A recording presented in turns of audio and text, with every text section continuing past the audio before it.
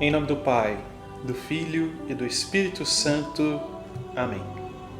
Seja muito bem-vindo a mais um vídeo, a mais um dia, mais um capítulo nessa nossa caminhada bíblica, ao qual estamos passeando, caminhando, olhando passo por passo o Evangelho de São Mateus. Claro, aqui não é um curso de Bíblia, nós não queremos nos aprofundar em elementos teologais, mas nós queremos caminhar com São Mateus, não nesse sentido, conhecendo a pessoa de Jesus, conhecendo a sua visão sobre Jesus Cristo também, sobre aquilo que Jesus Cristo nos dá, nos fala, nos apresenta, nos mostra e, claro, trazer isso para a nossa vida, tentar tirar proveito nesse mês tão especial, mês de setembro, mês da Bíblia, para a nossa vida.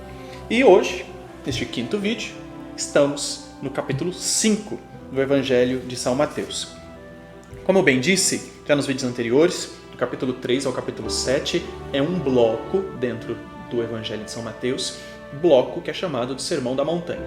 E nesse capítulo 5, então, nós chegamos, por assim dizer, já num ponto alto. Jesus veio, passou pela tentação no deserto, chamou os primeiros discípulos, está fazendo as primeiras pregações, os primeiros milagres e agora ele começa a falar mais, dar mais esses sermões. Portanto, por isso que esse capítulo 5 já recebe o título, por exemplo, de capítulo do Sermão da Montanha e começa com as bem-aventuranças. O capítulo 5 é um capítulo bem extenso, portanto nós não vamos ler ele por completo. Porém, eu vou passar por algumas partes, porque você aí na sua casa, seria interessante que lesse. Se você não conseguir ler todo, seria interessante que lesse. Se não conseguir ler todo, vou passar pelas partes, porque fora aquilo que eu vou me atentar junto com você nesse momento, depois você pode olhar com uma santa curiosidade para alguma outra coisa ao qual você, no sentido espiritual, para a sua vida, também consiga tirar proveito. Não? Portanto, o capítulo 5, como eu disse, começa com as bem-aventuranças, não? O Senhor sobe a montanha, meio que parecendo a figura de Moisés, não? Sobe a montanha e lá ele começa então a falar sobre as bem-aventuranças, não? Depois ele vai falar sobre sal e luz, não? Que nós precisamos ser sal e luz. Depois ele vai falar uma coisa muito interessante sobre a lei. Ele vai falar que não veio para abolir a lei, mas sim para dar pleno cumprimento às leis que já existiam. Portanto, depois disso, a partir do versículo 21 propriamente dito, no versículo 17 ele fala isso, mas mais próprio no versículo 21, ele começa a falar sobre algumas leis e dando algumas correções. Por exemplo, no versículo 21 ele vai falar sobre o homicídio, no versículo 27 ele vai falar sobre o pecado do adultério, a partir do versículo 31 ele vai falar sobre o repudiar a esposa, ou seja, sobre o divórcio, depois a partir do 33 ele vai falar sobre o jurar falso, a partir do 38 ele vai falar sobre a lei olho por olho e dente por dente, que não é bem assim, e do versículo 43 em diante ele vai falar sobre a lei do amor, que não tem nada de grandioso você amar só aqueles que te amam, mas sim amar e rezar pelos inimigos. Isso é a perfeição. Portanto, é um capítulo muito forte. Por isso que eu te digo que se você puder ler e depois marcar outras coisas que te chamem a atenção, outras coisas que você queira rezar nessa noite, nesse dia, em qualquer momento que você esteja fazendo, não? Anotar outros versículos que possam ter te chamado a atenção. Enfim, aqui junto com você, eu quero que olhemos, claro, para as bem-aventuranças, não? Logo no início do capítulo 5 de São Mateus. Nós não vamos falar sobre a bem-aventurança toda, mas aqui vou querer, junto com você, rezar um elemento bastante específico. Então, vamos ler do versículo 1 até o versículo 12, que é toda essa parte das bem-aventuranças. E repito, depois as outras partes, você consegue rezar, ler, marcar num outro momento, tá bom? Vamos ler então juntos? Ao ver as multidões, Jesus subiu a montanha e sentou-se. Os seus discípulos aproximaram-se dele. Então, abrindo a boca, começou a ensiná-los, dizendo: Bem-aventurados os pobres no espírito, pois deles é o reino dos céus. Bem-aventurados que choram, pois eles serão consolados. Bem-aventurados os mansos, pois eles herdarão a terra. Bem-aventurados que têm fome e sede de justiça, pois eles serão saciados. Bem-aventurados os misericordiosos, pois eles alcançarão misericórdia. Bem-aventurados os puros de coração, pois eles verão a Deus. Bem-aventurados que promovem a paz, pois eles serão chamados filhos de Deus. Bem-aventurados perseguidos por causa da justiça, pois deles é o reino dos céus. Bem-aventurados sois vós, quando vos injuriarem e perseguirem, e mentindo disserem todo mal contra vós por causa de mim. Alegrai-vos e exultai, pois grande é a vossa recompensa nos céus. Pois deste modo perseguirão os profetas que vos precederam. Nós temos aquelas bem-aventuranças que é até bastante conhecido, não? E a gente precisa entender o seguinte: as bem-aventuranças são para aqueles que creem no Cristo, que entendem quem Ele é e que creem na vida eterna. Porque quando o Senhor diz assim, bem-aventurados que choram, pois eles serão consolados, é claro que o Senhor, na sua presença, no seu Espírito, nos consola aqui e agora, quando precisamos. Porque o seu reino também está aqui. Mas o seu reino não é daqui. O seu reino é lá.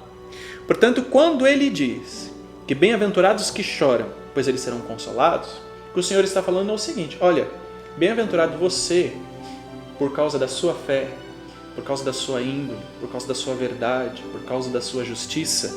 Bem-aventurado você que, por ser assim, no meio desse mundo acaba chorando. Porque o mundo não é de justiça, né? O mundo não é da verdade.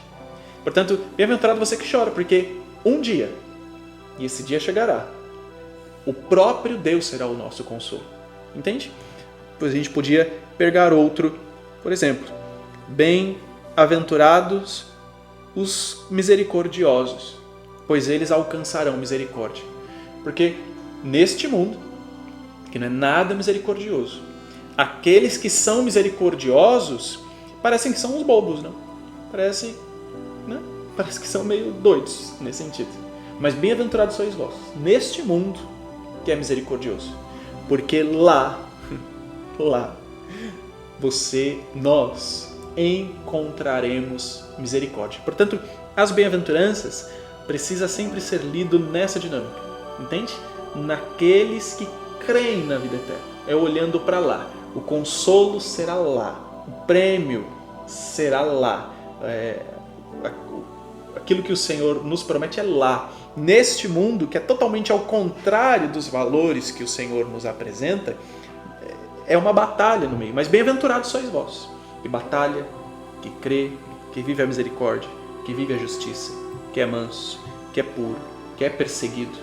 Porque a recompensa será eterna e será uma grande recompensa, não? Mas aqui, mais do que entendermos isso, eu queria que nós olhássemos o versículo 9. Bem-aventurados que promovem a paz, pois eles serão chamados filhos de Deus. Aqui eu queria que você entendesse o seguinte: Deus é Deus e Deus é perfeito. Portanto, dele não pode vir a discórdia. É como se de Deus não pudesse vir a desordem. De Deus não pode brotar a confusão. De Deus só pode brotar a verdade. De Deus só pode brotar a ordem. Portanto, de Deus também só pode brotar a paz. E é óbvio que se eu promovo a paz e de Deus só pode brotar paz, é óbvio que então eu me torno filho dele. Portanto, eu que sou conhecedor do Senhor, eu que tenho intimidade com Ele, eu que faço experiência dele, de mim precisa brotar a paz. Precisa brotar a paz dentro de casa, no contato com o esposo e a esposa, no contato com os filhos, no contato com o próximo. Nós precisamos ser pessoas de paz, de diálogo, de concórdia, de diminuição das animosidades. Não é possível que entre os cristãos só haja discussão. Não é possível que dentro de um lar cristão um dê mais truco que o outro, 3, 6, 9, 12, vai querendo cada um gritar mais alto. Não é dessa maneira. Nós que somos filhos de Deus, de nós precisa brotar. Nós somos instrumentos de paz nesse sentido. E bem-aventurados, porque se você é assim, se de ti vêm essas coisas, você não só é aqui, mas será chamado filho de Deus. E precisamos nos atentar contra isso, porque nós não podemos ser da violência. Pedro, por exemplo, quando pegou uma faca, cortou a orelha do soldado, Jesus Cristo repreendeu. Não. Não é assim que se resolve as coisas. Não é assim que se faz. Jesus repreendeu Pedro por utilizar uma arma. E olha, estavam prendendo Jesus de maneira injusta. Então Jesus podia até, se não fosse esse o objetivo, poderia até ter passado no pano. Não, está querendo prender de maneira injusta, então tem que cortar mesmo. Mas não é assim. Não é dessa maneira. E alguns até dizem assim, mas o reino dos céus é dos violentos. Não tem nada a ver com violência. É dos violentos no sentido daqueles que são violentos para crer, violentos para serem santos, violentos para cumprirem na própria vida a palavra de Deus. Não tem a ver com violência no sentido físico, no sentido de arma, nada disso.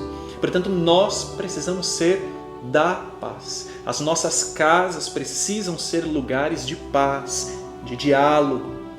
É dessa maneira que nós vamos nos tornando também filhos de Deus, sal e luz nesse mundo. E assim, claro, cada vez mais nos aproximando e nos assemelhando ao nosso Criador. Que você possa pegar sua caneta, marcar aí a bem-aventurança, não? Fazer a anotação, o que o Senhor quis dizer comigo hoje, não? O que o Senhor quis falar comigo? O que será que eu posso melhorar? O que será que o Senhor quis me dizer? O que será que o Senhor falou? O que o Senhor falou no meu coração? E repetindo, não, nós estamos falando só de alguns versículos do capítulo 5. Existe um capítulo inteiro pela frente. Que você possa ler, marcar aquilo que te chama a atenção, rezar um pouco sobre isso, não o que o Senhor está prometendo, o que o Senhor está falando, o que Ele está dizendo, o que Ele está ensinando. Não? Se Ele está ensinando, significa que eu, que olho para a sua palavra e quero segui-lo, preciso entender. Olha, o Senhor está mandando aqui a partir do versículo 43, rezar pelos que vos perseguem. Amai os vossos inimigos e orai pelos que vos perseguem. Isso é o que Ele está pedindo. Portanto, assim, nesse capítulo existe muita coisa. Te peço, leia, olhe, marque, anote, reze sobre isso. Não deixe passar essa oportunidade. Se você deixar para depois, você não vai fazer. Portanto, aproveite esse momento que você já está aí, faça a leitura, faça as suas marcações, anote aquilo que é necessário para que nós tenhamos muito proveito desse capítulo 5. Tá bom? Muito bem, que você consiga continuar fazendo aí e nós nos vemos amanhã no nosso próximo vídeo, nessa nossa caminhada bíblica junto com o Evangelho de São Mateus. Deus abençoe você. Em nome do Pai, do Filho e do Espírito Santo. Amém.